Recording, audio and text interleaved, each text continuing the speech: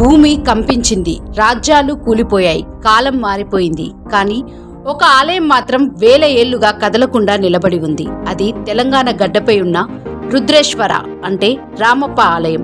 ఈ ఆలయం 1213 సంవత్సరంలో కాకతీయ రాజవంశ కాలంలో నిర్మించబడింది. కానీ ఆశ్చర్యం ఏమిటో తెలుసా? ఈ ఆలయం పేరు రాజు మీద కాదు, దాన్ని నిర్మించిన శిల్పి రామప్ప పేరు మీదే ఉంది. ఇంత గొప్ప గౌరవం చరిత్రలో మరెక్కడా లేదు. ఈ ఆలయం నిర్మించబడింది సుమారు 1213 సంవత్సరంలో కాకతీయుల కాలంలో.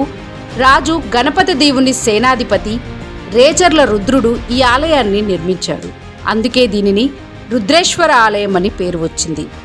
ఈ ఆలయం కేవలం భక్తికి మాత్రమే కాదు, ఇది ఓ ఇంజనీరింగ్ మిస్టరీ కూడా. ఈ ప్రాంతంలో భూకంపాలు జరిగాయి, వరదలు వచ్చాయి, యుద్ధాలు జరిగాయి. కానీ రామప్ప ఆలయం మాత్రం చిన్న చీలిక కూడా లేకుండా నిలబడింది. ఇది ఎలా సాధ్యమైంది?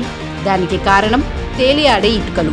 అవును, ఈ ఆలయంలో వాడిన ఇటుకలను నీటిలో వేస్తే అవి తేలుతాయి. ఇవి సాధారణ ఇటుకలు కావు. ఇటుక మట్టి, చెరుకు రసం, చెట్టుగుజ్జు ప్రత్యేక మిశ్రమం. ఈ రహస్య ఫార్ములా వల్ల ఆలయ బరువు తగ్గింది, భూకంప తరంగాలు శోషించబడ్డాయి. ఇదే కాదు, ఆలయ పునాదిలో ఇసుక, చునామ, బొగ్గు పొరలు ఉన్నాయి. ఇది నేటి ఇంజనీర్లు చెప్పే షాక్ అబ్జార్బర్ టెక్నాలజీ. అంటే 800 ఏళ్ల క్రితమే భూకంప నిరోధక టెక్నాలజీ ఉంది.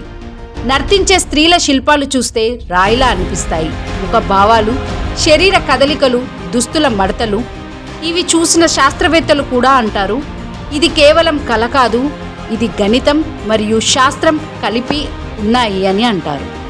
ఆలయంలోని శిల్పాలు, నాట్య భంగిమల్లో ఉన్న అప్సరసలు, వాళ్ళ కాళ్ళ కదలికలు, చేతుల ముద్రలు, ఇవి అన్నీ నాట్యశాస్త్రం ఆధారంగా చెక్కినవే. అంటే ఇది దేవాలయం మాత్రమే కాదు, ఓ రాతిలో చెక్కిన నాట్య గ్రంథం.